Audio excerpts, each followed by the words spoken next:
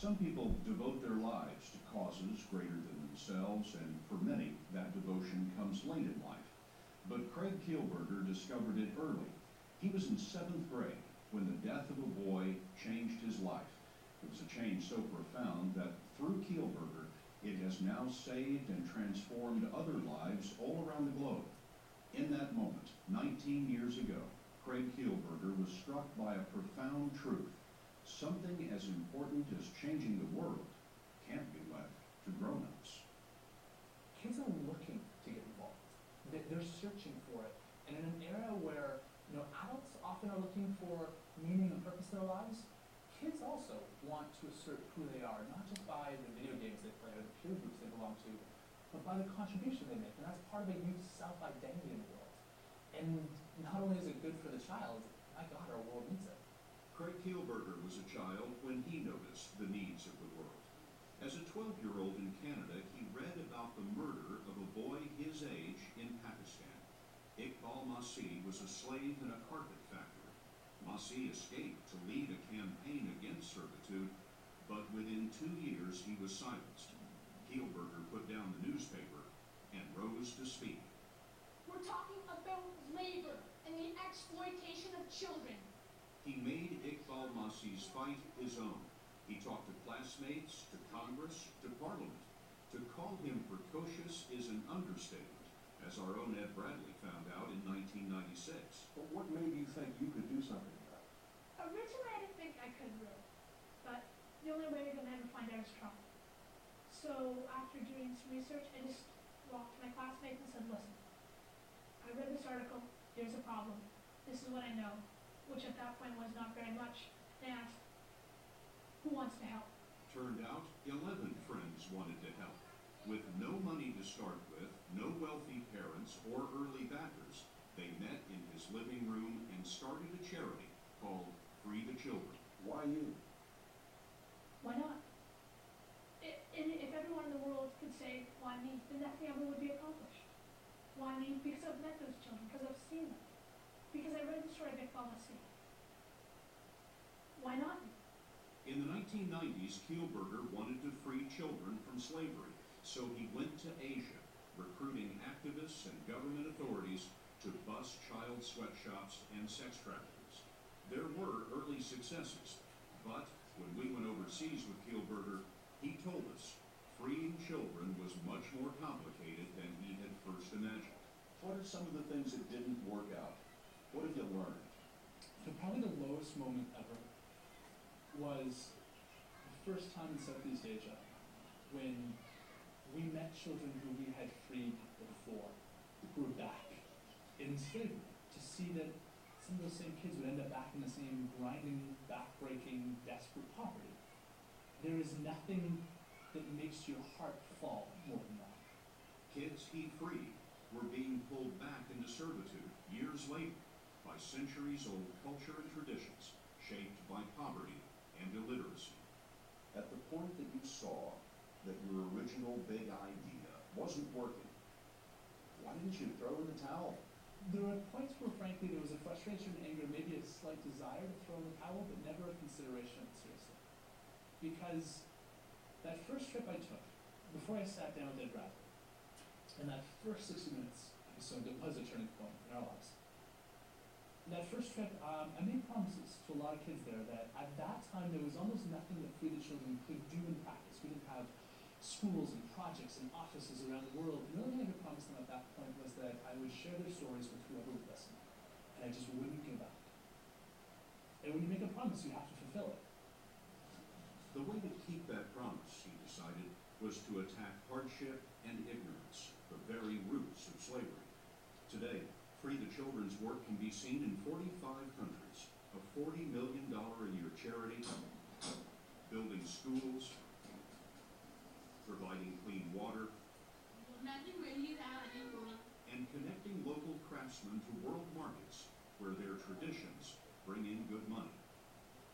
There are 2 million volunteers, nearly all of them under the age of 18. So Free the Children today is the world's largest network of children helping children. So what that means in practice is we inspire kids. Then we give them all the tools they need to learn about these issues. Speaking tours, summer summer leadership camps, curriculum every week. Our bet that we're making is if you give kids the inspiration and the tools to change the world, it'll change their own lives also in the process, and the ripple effect is incredible. You can feel that ripple in the Free the Children celebrations that Kielburger calls We Day. He does as many as 13 of these a year, and when we came to this one in Vancouver, there were 20,000 kids. We Days feature acts like Nelly Furtado,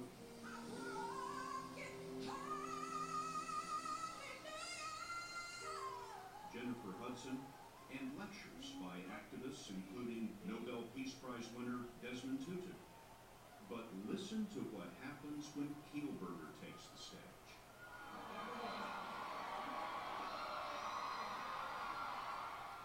We Day isn't just a day. We Day is a movement that happens all year long. Kielburger is joined on stage every We Day by his older brother Mark, who manages the financial side of Free the Children. You coming together and taking action.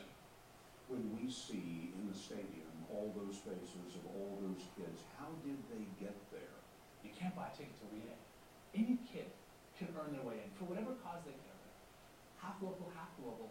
And they're there. These are kids who have done, bake sales and car washes and volunteered at retirement homes and local support lines, and they've started their own charities. And when they leave, they bring that inspiration. We Day is just the beginning. We followed that bake sale money back to St. Anne's School in Bridgeport, Connecticut. Free the Children recruits through schools, almost turning them into chapters of the global organization. There's so much trouble in the world. Yes. When we met 11-year-old Magdalena Dudkowska and 12-year-old Joey Hopkins, they were headed to Kenya, inspired by their first We Day. Reading is like the biggest thing in the world. It's like the greatest event that could ever happen. And so it's just all these important people coming to one day, to one event, to talk about how we can change the world. When a child donates their birthday money, there is an incredible responsibility that comes with that. To make sure, like we have kids who have walked up to us and handed us a piggy bank. There is such a responsibility to make sure that money gets to where it's supposed to go. When the bake sale money comes in, the piggyback money comes in, and you count that up, what's it come to? Well, the average kid probably gives somewhere between $1, maybe $5, maybe $10. Over the course of a school, that's maybe $1,500. So how do you save the world on that kind of money? Oh, that adds up to millions and millions of dollars. Tens upon tens of millions of dollars a year for our projects. A penny is almost like a kid. People walk past pennies all the time, ignore them, think that they're insignificant. Kind of like kids. You don't really think twice. Can they really make a difference? But when you bring enough young people, enough kids together, then suddenly those kids can change the world. And this is one of the places that Kielburger set out to change, the Masai Mara in Kenya. The Mara offers nearly every wonder of East Africa. The traditions of the Maasai people are rich, but their access to water and education is among the poorest in the world. Joey Hopkins and Magdalena Dudkowska raised enough money back in Connecticut to join other volunteers to build a new classroom here. Each year, 2,400 kids lend their hands overseas. And over the last 12 years, 150 schools have been built in Kenya. This one was finished in 2010. Now, 190 students are enrolled. Among them, Sharon, Naomi, Faith, and Marcella. Sharon, let me start with you. What does this school mean to you? It means a lot to me because at first I could not even talk to people like you now. I did not understand English well. But now this school has helped me a lot to know more English and gain more confidence. How long have you been in the school? 1.5 years. You've learned this much English in 1.5 years? Yes. That's amazing. How many of you think you're going to go to university? Everybody. And now, a university education will be open to more students because after 3 weeks here, a new classroom was built by the kids of Free the Children. With 2 students at each desk, this classroom will hold about 50.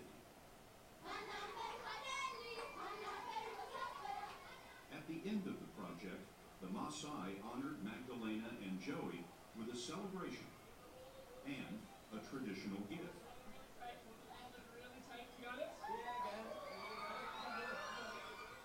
I was just standing there with my goat that they gave me, and I was just like, wow. We did this, and we gave this new education to these kids, and now they are so grateful for it. What are you gonna do with the goat? Well, I haven't seen my goat in a while, actually, so I miss it, but I'm gonna have to leave it here in Kenya. Leave it here. Don't you think your mother would like to have it back in Connecticut? I wish she would, but you can't even have a dog, let alone a goat. What are you gonna tell the kids back at school about the experience here? Well, What do they need to know? what they need to know is that poverty is a real thing, and kids starving, like that are 5 or 4 years old, is a real thing. That not everyone in the world can just go downstairs, turn on the tap, and get a glass of water, and that not everyone has a proper education, and that you should really be thankful for the things you have. By the time they cut the ribbon, it was hard for us to figure which kids had gained the most. The Kenyans got a new classroom, but it was the American kids who learned. They can be the change in the world.